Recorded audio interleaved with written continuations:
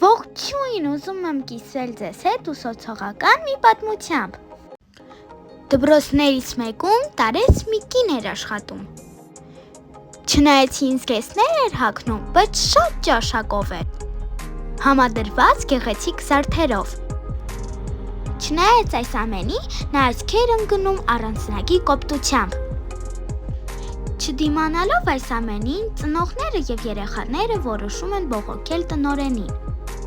Հասնում են տնօրենի մոտ ու մի լավ բողոքում։ Տնօրենը համբերատար լսում է իրանց ու հետո մեղմ ձայնով ասում.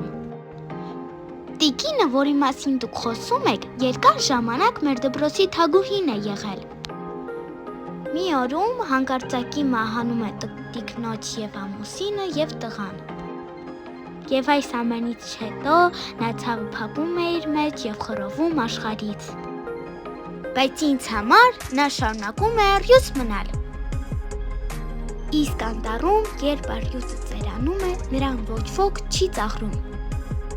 Առյուծը նույն առյուծն է միշտ մնում։ Այդ օրվանից ձեր ուսուցչու դասերին ոչ ոք էլ աղմուկ չի անում։ Բոլորը հանդուրժում ու սիրում են իրեն։ Ուսուցչուհին էլ իր հերթին սկսում է փոխվել։